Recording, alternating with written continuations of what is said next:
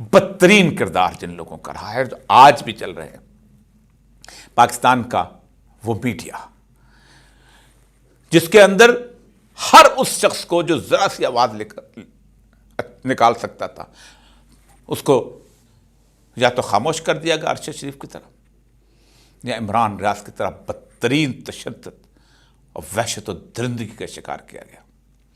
جس اخبار میں جو بولنے والا تھا ذرا سا بھی، اس کے مالک کو کان سے پکڑا گیا اور کہا اس کو نکال دو۔ جو کالم لکھنے والا تھا، جو اینکر پرسن تھا، پیچھے وہ رہ گئے جو سرنڈر کر گئے تھے، جنہوں نے ہاتھ باندھے اور جی حضور نے کہا ہم آپ کے ساتھ ہیں۔ آج وہی لوگ ہیں جو اس بات کے اوپر گفتگو کر رہے ہیں کہ جو بک کے ادھر جائے گا وہ کون کون ہوگا، اور ان کو گلوریفائی کیا جا رہا ہے۔ ایک شخص نے مریم نواز کے پاس جا کے اپنا اعلان کیا ہے، آج وہ لاہور شہر کی سڑکوں پر گھومنے کے قابل نہیں رہ گیا۔ آپ کو اندازہ نہیں ہے کہ یہ قوم کس قدر جاگ چکی ہے، آپ کو اندازہ نہیں ہے کہ یہ قوم اب ایک فیصلہ کر چکی ہے، اور اس فیصلہ کرنے کے بعد انہوں نے یہ ثابت کیا ہے کہ اگر ہم پرامن فیصلہ کر سکتے ہیں تو ہم اس کے بھی قابل ہیں کہ اس فیصلے کو کوئی ہم سے چھین کر نہیں لے جا سکتا۔ پیر صاحب پگاڑا، ہر ایک یہ کہہ رہا ہے کہ ہمیں آفر کی گئی تھی۔ اب یہ کیا ہے؟ یہ ہے جہالت، اور یہ ہے غرور اور تکبر میں رچی ہوئی آوازیں۔ یہ غرور اور تکبر تھا۔ 3 دن پہلے تک پاکستان کی تمام تر اسٹیبلشمنٹ اور اس کے ساتھ ساتھ مقتدرہ قوتیں اور اس کے ساتھ ساتھ ہمارا سول ایڈمنسٹریشن یہ سمجھتی تھی پی ٹی آئی، ہم نے بندوبست کر لیا ہے، اتنا بڑا فیصلہ چیف جسٹس آف پاکستان سے آیا، بلے کا نشان۔ اب تو یہ ڈھونڈتے پھریں گے کہ ان کے امیدوار کون ہیں۔ 15 سیٹیں زیادہ سے ہر چاروں چیف سیکرٹریز کی رپورٹیں تھیں کہ 15 سیٹیں۔ یہی وجہ ہے کہ ان کا کھل کھیلنے دو، ان کے پولنگ ایجنٹ نہیں جائیں گے، ان کے بینرز نہیں ہوں گے، ان کے چیئرمین کی تصویریں نہیں ہوں گی، ٹھیک ہے جانے دو۔ کتنا یہ آگے بڑھ جائیں گے۔ اس طرح پاکستان کے گزشتہ 12 الیکشنز میں ایک دفعہ بھی ایسا نہیں ہو سکا۔ پیپل پارٹی سے تلوار دی تھی، اس کو تیر نشانہ دیا گیا تھا، پارٹی موجود تھی۔ نون لیگ کے ساتھ سائیکل لیا تھا، شیر موجود تھا اس کے پاس، پارٹی موجود تھی۔ ایسا کبھی نہیں ہوا کہ پوری کی پوری پارٹی کو لسٹ سے خارج کر دیا ہے اور آزاد انکار رکھا جائے تاکہ ہم اس کو خرید سکیں۔ اس منڈی کو لگے ہوئے 4 دن ہو گئے ہیں، ایک آدمی، اور اس کی بھی صورتحال یہ ہے کہ وہ مشکوک قسم کی صورتحال ہے۔ ان لوگوں نے سوچا تھا کہ شام، لیکن جیسے ہی رزلٹ آنا شروع ہوئے تو ان کو اپنی بیوقوفی کا احساس ہوا۔ اور وہ بیوقوفی تو تھی اس لیے کہ پلانرز بیوقوف تھے۔ پلانرز نے کبھی یہ دیکھا ہی نہیں تھا، پلانر کو یہ احساس ہی نہیں تھا یہ قوم کتنی جاگ چکی ہوئی ہے۔ پلانرز کو جب احساس ہوا کہ یہ تو 6 7 8 بجے تک یہ تو بدل جائے گی صورتحال، اب انہوں نے کہا کہ ٹھیک اب بدلو۔ فون شروع ہوئے، اور کتنے بیوقوف ہو تم لوگ کہ لوگوں نے بتانا شروع کر دیا کہ فون آ رہے ہیں، اور لوگوں نے ریٹرننگ افسرز نے اپنے سامنے گنتی کرتے ہوئے امیدواروں کو کہا مجھے یہ دھمکی آ رہی ہے۔ جس نے انکار کیا اس کا حال ڈیرہ غازی خان کے اس ایس پی کی طرح کر دیا گیا۔ کیا یہ لوگ وٹنس نہیں کرتے ہیں؟ کیا آپ سمجھتے ہو کہ یہ صرف چند لوگوں کے سامنے یہ حرکت کرتے ہو آپ؟ جس کو فون آیا تھا اس نے جہاں جس جگہ پہ تھا، خواہ وہ آپ کے ماتحت تھا، خواہ اس کے ماتحت تھا، اس نے لوگوں کو بتایا، اپنے دوستوں کو بتایا۔ خبر یوں پھیلی کہ کون ہمیں فون کر رہا ہے، ان کو یہ بھی اندازہ ہو گیا تھا۔ اور پھر آپ نے اس رزلٹ کو بدلنے کی کوشش۔ یہ فارم 45 لوگوں کے پاس تھا جو بیسک ڈاکومنٹ تھی، آپ اس فارم 45 جو ہے اس کو آپ نے چھوڑ دیا۔ اب کیونکہ ہر بات ہے، کسی نے قانون پڑھا ہو تو تب ہے نا، کسی نے علم حاصل کیا ہو تو تب ہے نا۔ اپنی بنیادی معلومات کی بنیاد پر آپ نے یہ سمجھا کہ ہم دبا دیں گے۔ اب میں آتا ہوں، کیا آپ اس صورتحال میں اس جاگی ہوئی قوم کو دبا سکتے ہیں؟ ہرگز نہیں دبا سکتے۔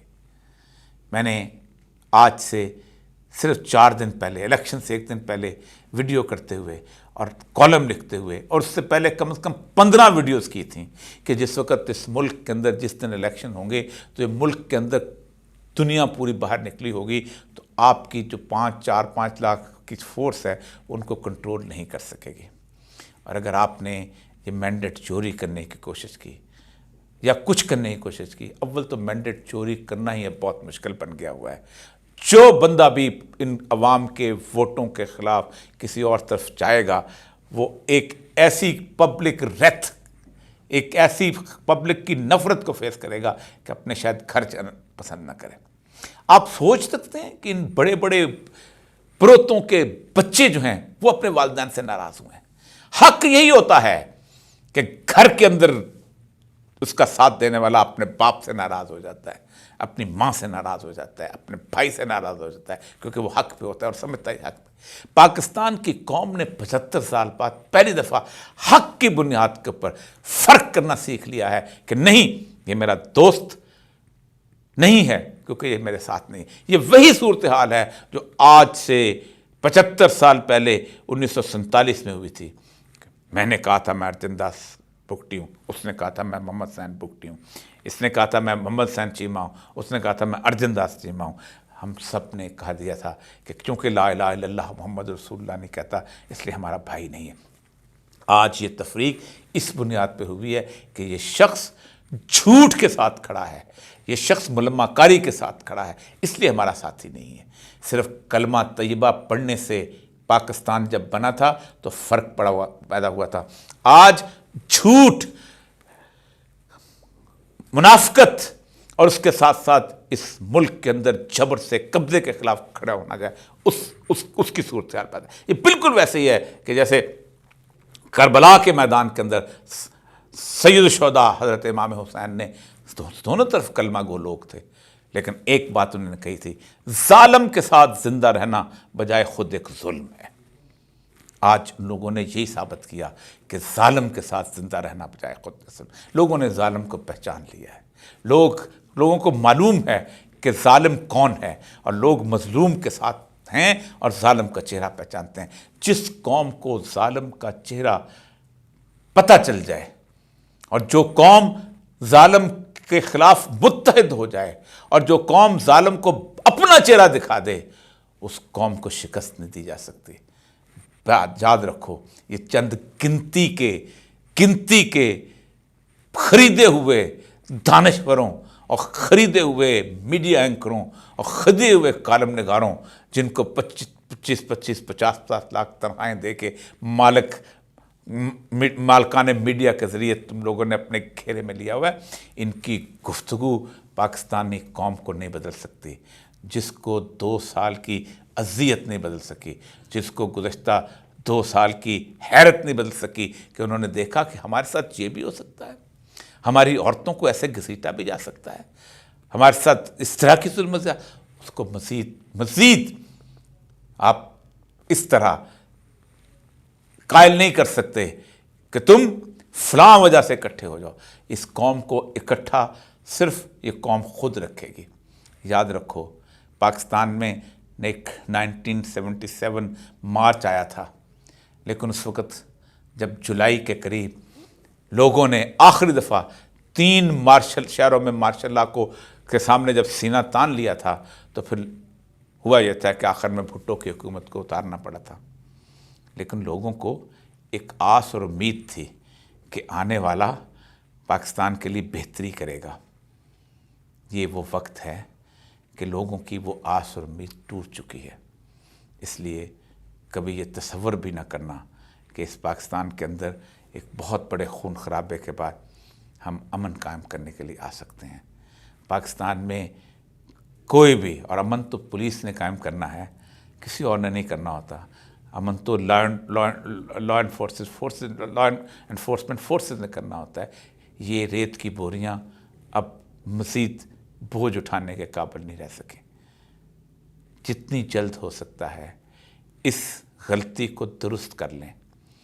اسی میں پاکستان کا بھلا ہے، اسی میں 25 کروڑ عوام کا بھلا ہے، اور اسی میں ان سب کا بھلا ہے کہ جو اس ملک کے اقتدار کے سنگھاسن پر بیٹھے ہوئے ہیں. ورنہ یہ سنگھاسن جب ٹوٹا تو شاید اس ملک میں امن قائم کرنا ایک خواب بن جائے.